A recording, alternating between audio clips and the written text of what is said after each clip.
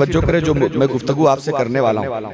मेराज सरकार जो अल्लाह के पास गए, कैसे गए जानना चाहते हैं आप? अब जानिए। इससे पहले आपने बहुत लोगों से सुना होगा, लेकिन मैं कोशिश करता हूं आपको मेराज सुनाने की। मेराज क्यों हुई? प्रधान जी, आपका उठना बैठना गैरों में भी होता होगा, उनकी महफिलों में भी कभी कभी धार्मिक बातें छिड़ जाती हैं, तो लोग यहाँ अक्ल का घोड़ा दौड़ाने लगते हैं। कैसे रात के थोड़े हिस्से में यहाँ से बैतुल मुकद्दस पहुंचे, बैतुल मुकद्दस से सातों आसमान से अर्शे आज़म, कुर्सी को पार किया, ला मका में गए, अल्लाह से बातचीत करी, फिर वापस हो गए। अब सुबह भी नहीं हो पाई। ये लोग एतराज करते हैं। अब यहाँ कम पढ़ा लिखा आदमी तो थोड़ा सा घबरा जाएगा, यार बात तो सही है, यहाँ से नानपारा जाना हो, आने जाने में कम से कम 1 घंटा 1.5 घंटे का टाइम लगता है, और अल्लाह के नबी यहाँ से वहां गए।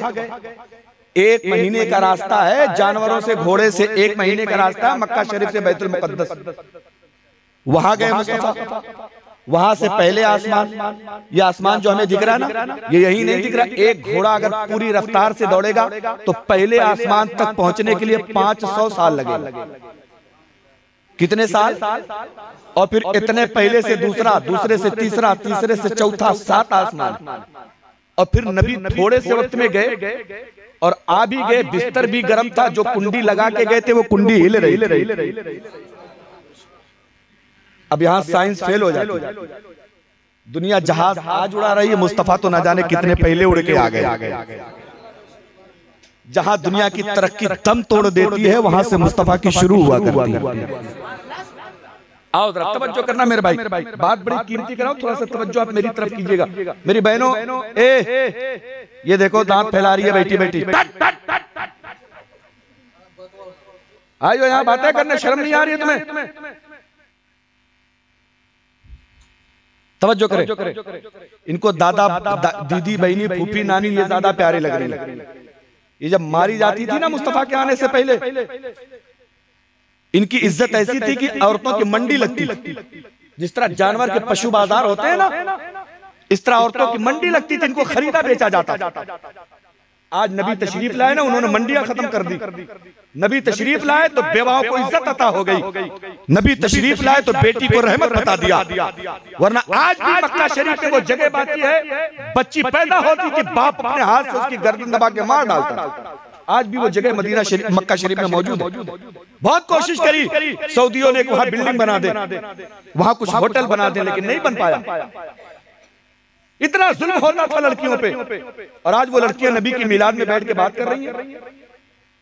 वो औरतें नबी की मिलाद में बैठ के दांत फैला रही हैं। कसम परवरदिगार की, तुम्हें मालूम नहीं है तुम्हारी इज्जत क्या है, तुम्हारी इज्जत क्या है। मुस्तफा जाने रहमत, दुनिया में सारे लोगों का नसब बेटों से चलता है, मुस्तफा का नसब उनकी बेटी फातिमा से चल रहा है। दुनिया की अकेली औरत है फातिमा, दुनिया का अकेला खानदान है मुस्तफा का खानदान, जो बेटों से नहीं बेटियों से चल रहा है। समझ रहे? और तुम उनकी मिलाद में बैठ के तुम्हें तो आंसू बहाना चाहिए। मुस्तफा ने फरमाया, बेटा पैदा हो तो नेमत, बेटी पैदा हो तो रहमत, बड़ी हो जाए तो भाई की इज्जत, शादी वाली हो जाए तो शौहर का आधा ईमान, और बच्चे वाली हो जाए तो कदमों के नीचे जन्नत हुआ करती। ये मकाम अल्लाह ने अता फरमाया, अल्लाह के नबी ने अता फरमाया, और हम बैठ के बातें कर रहे हैं, दीदी बहनी कर रहे हैं। तवज्जो कीजिएगा जरा, आखिर सरकार को मेराज में क्यों बुलाया गया? क्या जरूरत थी? 1,24,000 या 2,24,000 नबी दुनिया में आए, किसी को नहीं बुलाया अल्लाह ने। मुस्तफा को क्यों बुलाया? जरूरत क्या पड़ी थी? अब 2 जरूरतें मैं आपको बताना चाहता हूं, तवज्जो कीजिएगा। नंबर 1, जितने अंबिया दुनिया में तशरीफ लाए, हजरत आदम आए ना, उन्होंने कहा एक अल्लाह की पूजा करो, एक खुदा को मानो, खुदा एक है। लोगों ने सवाल किया, आदम क्या आपने अल्लाह को देखा? जवाब मिला, नहीं मैंने देखा नहीं, सुना। हजरत नूह दुनिया में तशरीफ लाए, कहा एक अल्लाह की पूजा करो। उनकी उम्मत ने सवाल किया, नूह क्या आपने अल्लाह को देखा है? जवाब मिला नहीं, मैंने देखा नहीं, सुना है। हजरत ज़करिया ने कहा एक अल्लाह की पूजा करो। सवाल होता है क्या आपने अल्लाह को देखा है? जवाब मिला नहीं, मैंने देखा नहीं, सुना है।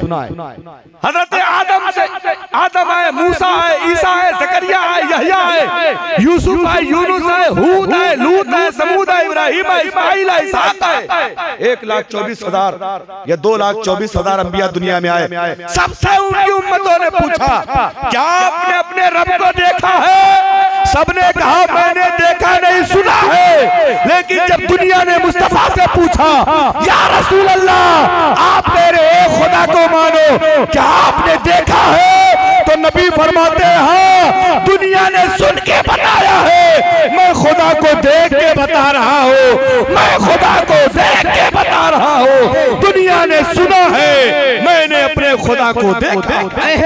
नारे तकबीर, नारे रिसालत, नारे रिसालत, मसलके आला हज़रत, अज़मते नबी, नारे तकबीर, नारे रिसालत, जिंदाबाद जिंदाबाद। इसलिए अल्लाह ने बुलाया अपनी बारगाह में ताकि दुनिया।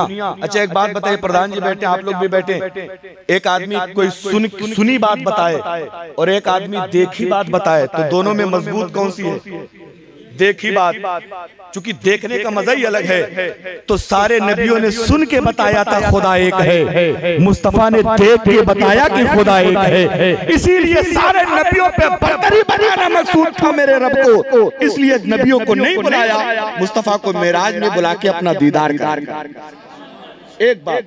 और दूसरी बात यह है नबी के 3 बेटे। आज इन नौजवानों से पूछो ना, जिनको क्रिकेटरों के नाम पता है, हीरोइनों के नाम पता है, हीरो के नाम पता है, लेकिन इनसे पूछ लो नबी की दादी का नाम क्या है, इनसे पूछ लो नबी की नानी का नाम क्या है, इनसे पूछ लो नबी के बेटों का नाम क्या है, इनसे पूछ लो नबी की बेटियों का नाम क्या है, तो हमको पता नहीं। आओ जरा सरसरी नजर डालते हैं। नबी को अल्लाह ने 11 बीवियां अता फरमाई थी। अल्लाह के नबी ने 11 बीवियों से शादी करी थी, जिसमें 10 बीवियां या तो तलाक वाली थी या तो उनके शौहरों का इंतकाल हो गया था। कुंवारी बीवी सिर्फ एक थी। उन 11 बीवियों में से 10 के यहाँ कोई औलाद नहीं हुई है, सारी औलादें हजरत खदीजा से हुई हैं। 4 बेटियां अल्लाह ने नबी को अता फरमाई है। एक का नाम ज़ैनब है, एक का नाम रुकैया है, एक का नाम उम्मे कुलसूम है, और सबसे लाडली बेटी का नाम हजरत फातिमा है। नबी को 3 औलादें अल्लाह ने अता फरमाई है। एक बेटे का नाम अब्दुल्ला है, एक का नाम कासिम है, एक का नाम हजरत इब्राहिम है, नबी के दादा का नाम हजरत अब्दुल मुत्तलिब है, नबी की दादी का नाम फातिमा है, नबी के नाना का नाम वहब है, नबी की नानी का नाम बिर्रा है, नबी की माँ का नाम आमिना है, मुस्तफा के बाप का नाम हजरत अब्दुल्ला। मुस्तफा का छोटा सा तारुफ है। और आगे बढ़े, क्या जरूरत पड़ी तो सुने, नबी के 3 बेटों का बचपने में इंतकाल हो गया। 3 बेटे दुनिया से चले गए। और हमारे आपके यहाँ एक मिजाज बनता है, अगर बेटे ना रहे ना तो आदमी उसको निर्वंशी कहता है, इसका तो वंश खत्म हो गया, इसके बाद तो कोई चिराग जलाने वाला भी नहीं रह गया इसके घर में। ये ताना मारते थे, तो मक्के में भी लोगों ने मुस्तफा को ये ताना मारा कि अब तो मोहम्मद का नाम खत्म, मोहम्मद के मरने के बाद, मोहम्मद के इंतकाल के बाद माज़अल्लाह इनका तो नाम मिट जाएगा दुनिया से, इनके नाम का कोई चिराग जलाने वाला नहीं था। ये बात नबी को बड़ी नागवार गुजरी, ये बात मुस्तफा को बड़ी नापसंद आई। नबी का दिल गमगीन हो गया, टेंशन हो गया। अपनी चचाजाद या फूफीजाद बहन हजरत उम्मे हानी के घर पे गए, बिस्तर लगवाया, सो गए। बिस्तर लगाया, सो गए। अब तवज्जो करना, सो रहे हैं मुस्तफा मक्के में, और उस वक्त सरकार की उम्र कितनी थी?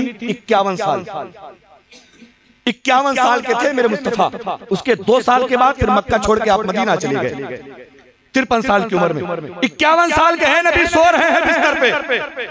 अल्लाह को ये बात बड़ी नापसंद आई, मेरा महबूब रंजीदा है, मेरा हबीब परेशान है, आज मैं उसको ऐसा इनाम दे देता हूँ दुनिया में आज तक किसी को नहीं अता फरमाया। हज़रत जिब्रील से कहा, जिब्रील जन्नत चले जाओ, जन्नत जाओ, जन्नत से 70,000 फरिश्तों को ले लो, जन्नती पानी ले लो, जन्नती कपड़ा ले लो और लेके मक्का शरीफ मेरे मुस्तफा के दरवाजे पे पहुंच जाओ। हज़रत जिब्रील हाजिर हुए ना, तो दरवाजे पे हाजिर हुए। हाजिर होने के बाद कहते हैं, ऐ परवरदिगार बता तो सही तेरे महबूब को कैसे जगाएं, क्या नाम लेके बुलाएं? अल्लाह ने फरमाया नहीं, नाम लेके बुलाओगे बेअदबी हो जाएगी। क्या करे, दरवाजा पीटे? नहीं, ये भी नहीं करना है, किसी को अंदर भेज के जगा दे। अल्लाह फरमाता नहीं, ये भी नहीं करना है। हज़रत जिब्रील कहते, ऐ परवरदिगार ये तो बता दे, जब कुछ भी नहीं करना है तो फिर आने का मकसद बेकार हो जाएगा, कैसे जगाए नबी को? अल्लाह फरमाता है, मेरे मुस्तफा जिस घर में आराम कर रहे हैं उसकी छत पे चले जाओ और उस छत को चीर दो और जाके पैर की तरफ खड़े हो जाना, जाके पैर की तरफ खड़े हो जाना।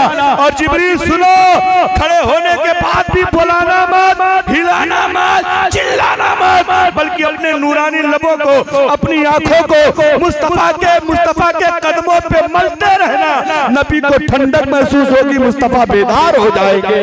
नबी को ठंडक महसूस होगी, नबी बेदार हो जाएंगे। नारे तकबीर, नारे रिसालत, मसलके आला हज़रत, मेराजे मुस्तफा, नारे तकबीर, नारे रिसालत, जिंदाबाद। हज़रत जिब्रील की हैसियत देखो जरा मुस्तफा की बारगाह में। यार सारे फरिश्तों का सरदार, सारे फरिश्तों का उस्ताद, और अपने होठों से मुस्तफा के पैरों को चूम रहा है, अपने आंखों से मुस्तफा के कदमों की मालिश कर रहा है। दुनिया ने ये बता दिया, अल्लाह ने ये बता दिया दुनिया वालों को, ओ जिब्रील अगर बादशाह बनना चाहते हो तो मुस्तफा के कदमों में गिर जाओ, अल्लाह तुम्हें मर्तबा अता फरमा देगा। अगर बादशाह चाहते हो तो नबी के कदमों में झुक जाओ। जो मुस्तफा के लिए झुक जाता है पूरी कायनात के लिए। अब तवज्जो करें, जग गए नबी, मुस्तफा बेदार हो गए, बेदार हो गए। पूछते जिब्रील क्या बात है? कहते या रसूल अल्लाह, अल्लाह ने याद किया है, अल्लाह आपको अपना दीदार कराने के लिए आपको बुला रहा है। नबी कहते हैं चलो। हजरत जिब्रील कहते हैं ऐसे नहीं, मैं जन्नत का पानी लाया हूं, पहले जन्नत के पानी से आपको नहलाया जाएगा, फिर आपको जन्नत का कपड़ा पहनाया जाएगा, और या रसूल अल्लाह जन्नत से सवारी भी लाया हूं, उसी पे बैठ के आपको चलना है। सवारी दरवाजे पे खड़ी है, 70,000 फरिश्तों की दरवाजे के बाहर लाइन लगी है। मुस्तफा उठे, गुस्ल किया, जन्नती कपड़ा पहना, अब दूल्हा बन के मुस्तफा निकले हैं। 70,000 फरिश्तों की नूरानी जमात बारात बनी खड़ी है। हजरत जिब्रील ने कहा या रसूल अल्लाह ये सवारी है जिसको बुराक कहा जाता है, जो गधे से थोड़ा सा ऊंचा होता है, घोड़े से थोड़ा सा नीचा होता है, सफेद रंग का एक जन्नती जानवर है जिसे बुराक कहा जाता है। जैसे ही मुस्तफा को उसने देखा ना, उछलने लगा, खुशी से मचलने लगा। हजरत जिब्रील ने डांट के कहा था, ओ बुराक तुझे पता नहीं है तेरे ऊपर मुस्तफा आ रहे हैं, तेरे ऊपर कायनात के आका आ रहे हैं, तू उछल रहा है। जानवर ने कहा था जिब्रील मैं इसलिए नहीं उछल रहा हूँ कि नबी की बेअदबी हो जाए, मेरी एक तमन्ना है, मेरी एक आरज़ू है। जिब्रील ने कहा बता तो सही क्या तमन्ना है। जानवर का अकीदा देखो, वो जानवर कहता है या रसूल अल्लाह नबी से मैं ये चाहता हूँ अल्लाह की बारगाह में जाने के लिए अगर मुझे पसंद किया है तो कल जन्नत में जाने के लिए ही मुझे पसंद कर लिया जाए, कल जन्नत में भी मुझे अपनी सवारी बना लिया जाए। सुभान अल्लाह, सुभान अल्लाह, नारे तकबीर, नारे रिसालत, जिंदाबाद जिंदाबाद। देखो यार कैसे लोग हैं जो नबी को बुरा भला कहते हैं। एक जानवर का भी अकीदा है मुस्तफा से मांगो तो अता हो जाता है। अब सुने, नबी बैठ गए, सवारी चली, और उसकी रफ्तार बताऊं मैं आपको। एक मैदान में खड़े हो जाइए, आपकी आंख बिल्कुल ठीक ठाक हो, आपकी नजर जहां तक काम करेगी, एक पैर यहां पड़ता था जहां आप खड़े हैं, दूसरा वहां पड़ता था जहां तक आपकी नजर काम कर सकती। इतनी रफ्तार थी उसमें, इतनी तेज रफ्तारी से गए। लेकिन यही एक सवाल छोड़ के जा रहा हूं देवरिया वालों, किसी मौलाना से इसका जवाब पूछना, लेकिन इम्तिहान लेने के लिए नहीं पूछना कि मौलाना को लाओ चेक करें कितना जानते हैं, इसलिए नहीं। सुनो, सवाल यह है, आलिम नहाए पानी नाली में, हाजी नहाए पानी नाली में, नमाजी नहाए पानी नाली में, कारी नहाए पानी नाली में, मुफ्ती नहाए पानी नाली में, इमाम नहाए पानी नाली में, मुक्तदी नहाए पानी नाली में, मर्द नहाए पानी नाली में, औरत नहाए पानी नाली में, बच्चा नहाए पानी कहा जाता है। जोर से बोलो, नाली में, नाले में, खेत में, खलियान में, गंदी जगह, यही तो जाता है। अब मुस्तफा को जिस पानी से नहलाया गया वो पानी गया गया, समझ रहे नहीं? नबी को जिस पानी से नहलाया गया वो पानी गया गया। ये सवाल मैं छोड़ के जा रहा हूँ, और अगर याद रहेगा ना तो अगर पूरी तकरीर सुनेंगे तो आखिरी में जवाब दे देंगे, लेकिन आप मुझे याद कराइएगा कि इसका जवाब देना है। जवाब सुनना चाहेंगे? जोर से कह दीजिए सुभान अल्लाह। हाँ, ये शायद ये सोच रहे हैं कि तत्काल पेमेंट हो जाए, कौन जाएगा इंतजार करने के लिए। सुने जरा, दुनिया नहाती है पानी नाली में, आप कहेंगे हजरत जिस पानी से मुस्तफा को नहलाया गया वो भी नाली में गया होगा। मैं कहूंगा मेरे भाई वो जन्नती पानी है, जन्नती। अगर वो नाली में जाएगा उसकी बेहुरमती हो जाएगी, नाली में जाएगा तो उसकी तौहीन हो जाएगी। फिर हमने पूछा आखिर वो पानी गया कहाँ? अगर आप जानना चाहते हो तो चलो चलते हैं बरेली शरीफ, आला हजरत की बारगाह में उनकी चादर को बोसा देते हैं और पूछते हैं हुजूर जरा बताएं तो वो पानी गया कहाँ? तो आला हजरत फरमाते हैं बचा जो तलवे का उनके धोवन बना वो जन्नत का रंगो रोगन, जिन्होंने दूल्हा की पाय उतरन वो फूल गुलजार नूर के थे। आला हजरत फरमाते हैं जब नबी का गुस्ल मुकम्मल हो गया, हजरत जिब्रील ने उस पानी को जन्नत की प्लेट में रोक लिया था। जब गुस्ल मुकम्मल हो गया, हजरत जिब्रील ने रब की बारगाह में सवाल किया था, परवरदिगारे आलम तेरे महबूब के बदन का पानी मेरे पास है, बता इसको क्या करना है? अल्लाह फरमाता है जिब्रील पानी ले लो, जन्नत में चले जाओ, जन्नत के चारों तरफ ये पानी छिड़क दो ताकि जन्नत खुशबूदार हो जाए, ताकि जन्नत खुशबूदार हो जाए। सुभान अल्लाह, सुभान अल्लाह, नारे तकबीर, नारे रिसालत, मसलके आला हजरत, जिंदाबाद जिंदाबाद। आज जो जन्नत अपनी खूबसूरती पे नाज कर रही है ना, मुस्तफा के कदमों का धोवन पा गई, मुस्तफा के कदमों की बरकत पा गई। अब थोड़ी सी तवज्जो करें, मुस्तफा चलने से पहले कहाँ आए? मदीना शरीफ पहुंचे, लेकिन उससे भी पहले हतीमे काबा, जो काबे का जिधर परनाला है, काबे की छत का पानी जिधर गिरता है ना, उधर एक जगह है जिसको हतीमे काबा कहा जाता है। एक रिवायत के मुताबिक हजरत आदम की कब्र उसी के अंदर है, अल्लाह बेहतर जाने क्या है, लेकिन उसने उसको हतीमे काबा कहा जाता है। हजरत जिब्रील ने उठाया, मुस्तफा को लाके वहीं लेटा दिया। लेटाने के बाद आपका सीना चीर दिया, मुस्तफा का सीना चीर दिया, दिल निकाल के बाहर कर दिया। फिर उसको जन्नत के पानी से धुला गया, उसमें हिकमत के खजाने को भरा गया। फिर दिल को अंदर रखा, सीना जोड़ दिया। अब मुस्तफा के दिल में हिकमत ही हिकमत है, मुस्तफा के दिल में नूर ही नूर है, मुस्तफा के दिल में इल्म का अंबार लग गया है। अब नबी को वहां से उठाया, सवारी आगे बढ़ी। आगे बढ़ते हुए रास्ते में एक जगह आई, नबी से हजरत जिब्रील कहते हैं या रसूल अल्लाह यहाँ जरा रुकिए, यहाँ आपको 2 रकात नमाज पढ़ना है। मुस्तफा ने जब नमाज पढ़ ली तो हजरत जिब्रील ने पूछा या रसूल अल्लाह ये जगह आप जानते हैं ये कौन सी जगह है? नबी फरमाते हैं मुझे नहीं पता है ये कौन सी जगह है, बताओ जरा। हजरत जिब्रील अर्ज करते हैं या रसूल अल्लाह ये मदीना शरीफ है, आपको 2 साल के बाद हिजरत करके यहाँ मदीना तशरीफ लाना है, इसलिए यहाँ 2 रकात नमाज अदा कर लीजिए। नबी ने नमाज पढ़ा, सवारी पे बैठे आगे बढ़ गए। फिर एक जगह और उतारा है हजरत जिब्रील ने, कहते हैं या रसूल अल्लाह यहाँ भी 2 रकात नमाज पढ़ लीजिए। जब नबी ने नमाज पढ़ी तो हजरत जिब्रील ने पूछा या रसूल अल्लाह क्या जानते हैं ये कौन सी जगह है? जिब्रील कहते हैं नहीं मालूम। हजरत जिब्रील ने पूछा तो मुस्तफा कहते हैं मुझे नहीं मालूम कौन सी जगह है। जिब्रील अर्ज करते हैं या रसूल अल्लाह ये जबल तूर है, ये तूर पहाड़ है जिस पे हजरत मूसा को किताब अता फरमाई गई थी, जिस पे हजरत मूसा को दीदार इलाही की झलक दिखाई गई थी। वहां से चले हैं, थोड़ी दूर आगे बढ़े हैं, एक जगह और हजरत जिब्रील ने रोक दिया है। जिब्रील ने नमाज पढ़ने के बाद पूछा या रसूल अल्लाह जानते हैं ये कौन सी जगह है? नबी फरमाते नहीं मालूम, आखिर ये जगह कौन सी है? जिब्रील अर्ज करते या रसूल अल्लाह ये वो जगह है जहां अल्लाह ने हजरत ईसा को पैदा फरमाया। 3 जगह मुस्तफा ने नमाज पढ़ी, और अभी सफर में है। सारे नबियों को हजरत आदम से लेकर कयामत तक जितने नबी आने वाले थे सबको वहां इकट्ठा कर दिया। नबियों ने पूछा यार ऐ परवरदिगार क्या कयामत आ गई? आखिर हम लोगों को यहाँ इकट्ठा क्यों कर दिया गया?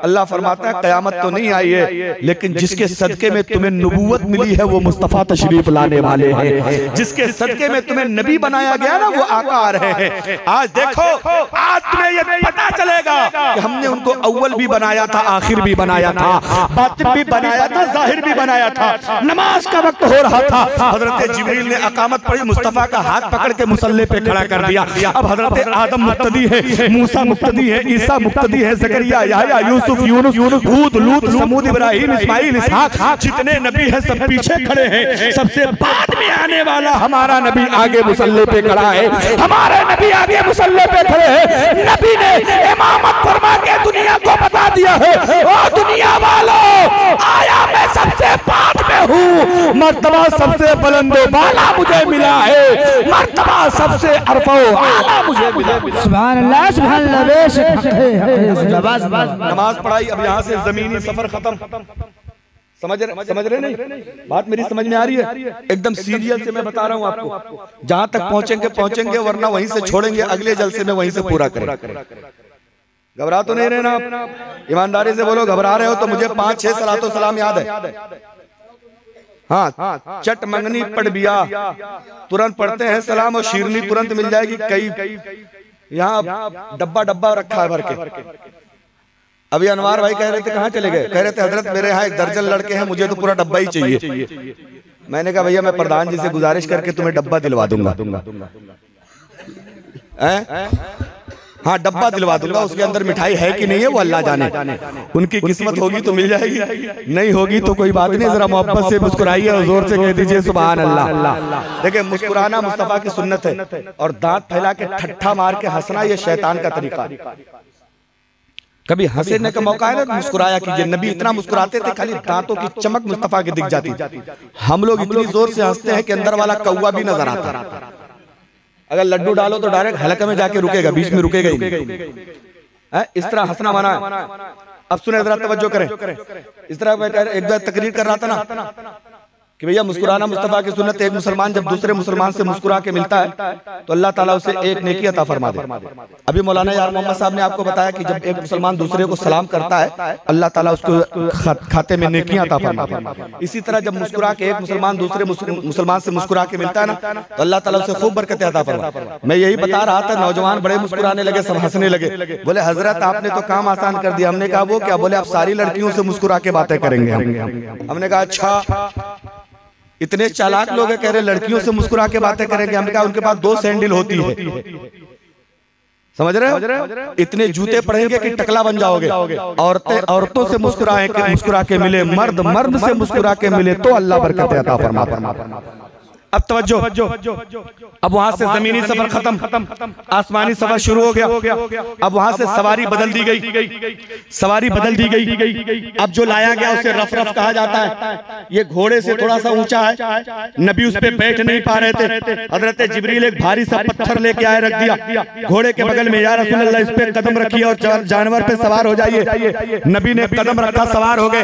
हजरत जिब्रील साथ में है। अब कहा कि चलो, जानवर को जैसे हुक्म दिया कि ऊपर की तरफ उड़ना शुरू करो। जानवर ने जैसे उड़ना शुरू किया ना, वो पत्थर जो हजरत जिब्रील लेके आए थे साथ में, वो पत्थर भी उड़ने लगा। पत्थर भी हवा में उड़ने लगा है। इतना वजनी पत्थर है कि आप जाके देखेंगे तो दिमाग खराब हो जाएगा। बहुत भारी सी चट्टान है। अब वो उड़ने लगा। हजरत जिब्रील ने जब पीछे मुड़ के देखा है, यार ये तो पत्थर भी हमारे साथ उड़ रहा है। नबी की बारगाह में अर्ज करते हैं, या रसूल अल्लाह जरा देखे तो सही, आपका हुक्म है, आपने कहा था चलो उड़ो। वो पत्थर ने ये समझा मुझे भी कहा जा रहा है, वो भी हमारे साथ उड़ रहा है। या रसूल अल्लाह, इसको रोक दिया जाए। नबी ने फरमाया रुक जा। जहां नबी ने कहा था आज तक वो पत्थर वहीं रुका हुआ है, न जमीन में लगा है न आसमान में लगा, अभी भी वहीं लगा हुआ है। अगर आप ढूंढना चाहें तो आप मोबाइल चलाते हो तो उसको लिखिएगा Sukhra stone, SUKHRA, Sukhra STONE stone, Sukhra stone लिखेंगे ना आपको पत्थर दिख जाएगा। बैतुल मुकद्दस में वो अभी भी रखा हुआ है। अब तवज्जो करें, पहले आसमान पे पहुंचे, दरवाजा खटखटाया, कौन? जवाब मिलता है जिब्रील हूं। आपके साथ कौन है? मेरे साथ इमामुल अंबिया आए हैं, मुख्तारे कायनात। इतना सुनते ही फट से दरवाजा खोल दिया गया। वो कहने लगा या रसूल अल्लाह तशरीफ लाएं, आप ही के लिए तो अल्लाह ने आसमान बनाया है, आइए तशरीफ ले आइए। नबी एक दरवाजे पे, एक पे गए, दो पे गए, तीन पे गए, चौथे पे, पांचवें पे, सातों आसमान पार करके गए और आगे बढ़े तो सिदरा आ गया। कौन सा सिदरा? जो एक पेड़ का नाम है, जो पेड़ पैर की तरह होता है, उसका फल मिट्टी के मटके की तरह होता है। उस वही हजरत जिब्रील की हद है, वही हजरत जिब्रील के ठहरने की जगह है, वही हजरत जिब्रील का आखिरी मकाम है। अब हजरत जिब्रील ने मुस्तफा को वहीं छोड़ दिया है। या रसूल अल्लाह, आगे का सफर आपको अकेले करना है, हमारे बस की बात नहीं है, हम नहीं जा सकते हैं। अब हजरत जिब्रील ने मुस्तफा को छोड़ा है, नबी ने अपना सफर शुरू किया है। लेकिन एक बात याद रखना, अब हजरत जिब्रील से मुस्तफा कहते हैं जिब्रील मैं वहां जा रहा हूं जहां ना आज से पहले कोई गया है, ना मेरे बाद क़यामत तक कोई जाएगा। जिब्रील मैं अपने रब की बारगाह में जा रहा हूं, तुम्हें कोई जरूरत हो तो मुझसे बता दो। सुभान अल्लाह, सुभान अल्लाह, नारे तकबीर, नारे रिसालत, मेराजे मुस्तफा, जिंदाबाद जिंदाबाद। क्या कहा? तुम्हें कोई जरूरत हो तो, जोर से बोले, तुम्हें कोई जरूरत हो तो बता दे। अब हजरत जिब्रील ने क्या जरूरत पेश करी थी? ओ देवरिया वालों, दूर दराज से आए हुए मेरे भाई, कसम अल्लाह की जिब्रील की तमन्ना देखो, तुम्हारा ईमान खुश हो जाएगा। हजरत जिब्रील कहते या रसूल अल्लाह, दौलत नहीं चाहिए, शोहरत नहीं चाहिए, इज्जत नहीं चाहिए, प्रॉपर्टी नहीं चाहिए, धन नहीं चाहिए, एक तमन्ना है, कल आपकी गुनहगार उम्मत जब जहन्नम के ऊपर जो पुल बनाया जाएगा, जिसे पुल सिरात कहा जाता है, अपने गुनाहों की गठरी अपने सर पे लेके ये उम्मत चलेगी। वो पुल बाल से ज्यादा बारीक है, तलवार से ज्यादा तेज है। जब ये उम्मत उस पुल से गुजरेगी तो गुनाहों का बोझ लेके कट कट के जहन्नम में गिरेगी। या रसूल अल्लाह, ऐसी मुसीबत की घड़ी में आप मुझे आवाज दे दीजिएगा, मैं अपने नूरानी परों को जहन्नम के ऊपर बिछा दूंगा, आपकी पूरी उम्मत आसानी से पार हो जाएगी, आपकी उम्मत आसानी से पार हो जाएगी। आला हजरत फरमाते हैं पुल से उतारो राह, गुजर को खबर न हो, हमें जिब्रील पर बिछाएं तो पर को खबर न हो। आगे बढ़े। अब यही दो सवाल और दोनों का जवाब। बात समझ में आ रही नहीं आ रही है? आ रही है ना? और ये महीना उन्हीं का चल रहा है और कल ही वो रात है, इसलिए मैंने ये गुफ्तगू छेड़ी। मैं तो सोच के कुछ और आया था, लेकिन मैंने कहा एक तकरीर इस्लाही हो ही गई है, तो लाइए जरा नबी की मेराज लोगों को बताए, कैसे मुस्तफा को मेराज में जाना हुआ। अब सुने, नबी पहली बार जा रहे थे, नबी रब की बारगाह में जा रहे थे। मिसाल के तौर पे आप इकरार भाई को साथ में लेके आए कि चलो मैं तुम्हें देवरिया पहुंचा देता हूं, और लाएं आप पुड़ैया चौराहे पे छोड़ दें, तो इकरार भाई आपसे क्या कहेंगे? भैया आगे जाना कितनी दूर है ये तो बता दो, आगे मुड़ना किधर है ये तो बता दो, दाहिने जाना है कि बाएं जाना है? पूछेंगे नहीं पूछेंगे? लेकिन हजरत जिब्रील ने मुस्तफा को छोड़ा, मुस्तफा ने ये नहीं पूछा आगे का रास्ता बताओ, मुस्तफा ने कहा जिब्रील तुम्हारी कोई जरूरत हो वो बता दो। अब सबसे पहला सवाल कि नबी ने जरूरत क्यों पूछी, दूसरा सवाल रास्ता क्यों नहीं पूछा। ये दोनों सवाल सुनिए और उसका जवाब सुनिए, मोहब्बत से कह दीजिए सुभान अल्लाह। आओ जरा देखो, हजरत जिब्रील से मुस्तफा ने जरूरत क्यों पूछी, जरूरत क्यों पूछी? सवाल नंबर 1 है, तवज्जो कीजिएगा, बात समझ में आ जाएगी। हजरत जिब्रील जब हजरत आदम को दुनिया में भेजा गया, 300 साल तक हजरत आदम रोते रहे। जिब्रील ने आके पूछा था आदम कोई जरूरत हो तो बता दो। हजरत नूह की कश्ती तूफान में डगमगा रही थी, किनारा नहीं मिल रहा था। जिब्रील ने आके पूछा था नूह कोई जरूरत हो तो मुझे बता दो। हजरत यूसुफ को भाइयों ने हाथ पैर बांध के कुएं में डाल दिया था, जिब्रील ने आके पूछा था यूसुफ कोई जरूरत हो तो बता दो। हजरत जकरिया के सर पे आरा चलाया जा रहा था, जिब्रील ने आके पूछा था जकरिया कोई जरूरत हो तो बता दो। हजरत यहया को परेशानी हुई, जिब्रील ने आके पूछा था यहया कोई जरूरत हो तो बता दो। हजरत याकूब की आंखों की रोशनी चली गई, जिब्रील ने आके पूछा था याकूब कोई जरूरत हो तो बता दो। हजरत यूनुस को मछली ने पेट में निगल डाला, हजरत जिब्रील ने आके पूछा था यूनुस को जरूरत हो तो बता दो। हजरत इब्राहिम को आग में फेंका गया, जिब्रील ने आके पूछा था इब्राहिम को जरूरत हो तो बता दो। इस्माइल की गर्दन पे छुरी रखी गई, जिब्रील ने आके पूछा था इस्माइल को जरूरत हो तो बता दो। हजरत मूसा को दीदार इलाही नहीं हो रहा था, जिब्रील ने आके पूछा था मूसा को जरूरत हो तो बता दो। हजरत ईसा को किताबें इलाही नहीं मिल रही थी, जिब्रील ने आके पूछा था ईसा कोई जरूरत हो तो मुझसे बता।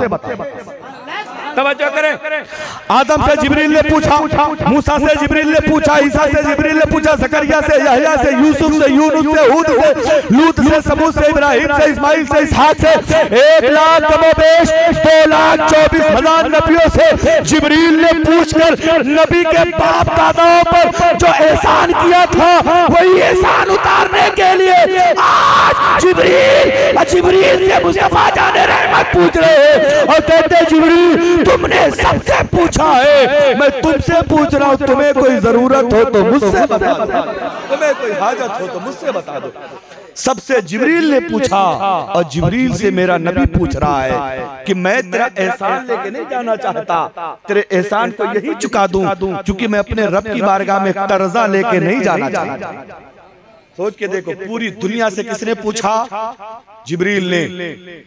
और जिब्रील से किसने पूछा? हमारे तुम्हारे नबी ने। जरा मोहब्बत से कह दो सुभान अल्लाह। इसलिए नबी ने जरूरत पूछी थी।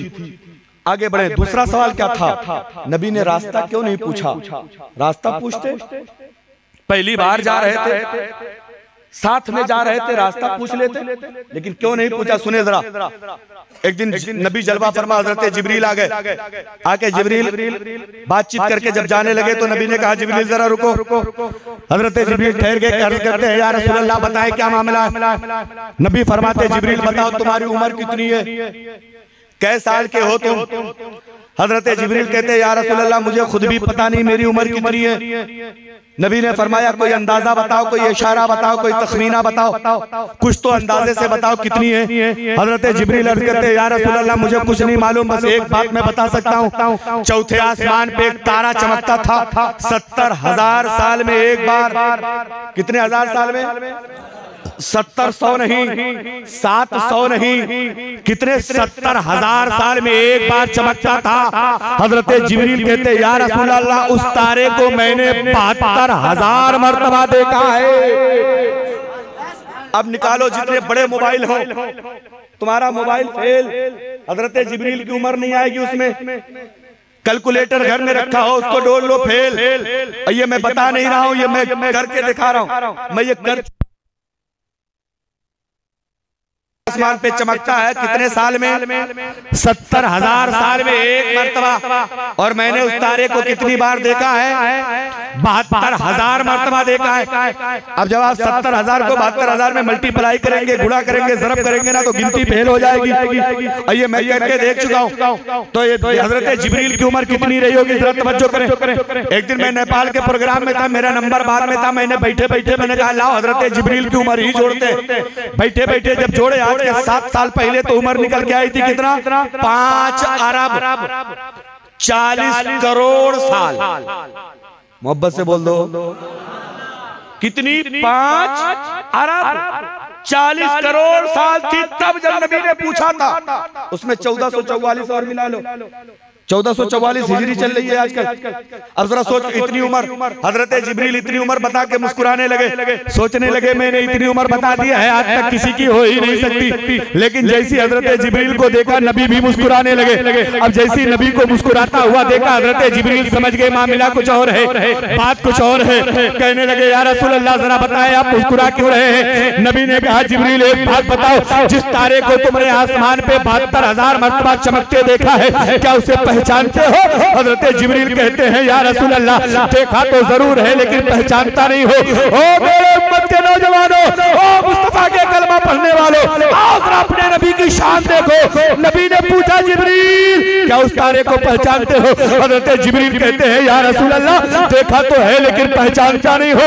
नबी फरमाते हैं व इज्जत रब्बी अना ज़ालिकल कौकब, मुझे मेरे रब की की इज्जत की कसम, वो चमकने वाला तारा मैं ही चमक रहा था, वो चमकने वाला तारा मैं ही चमक रहा था, वो चमकने वाला तारा मैं ही चमक।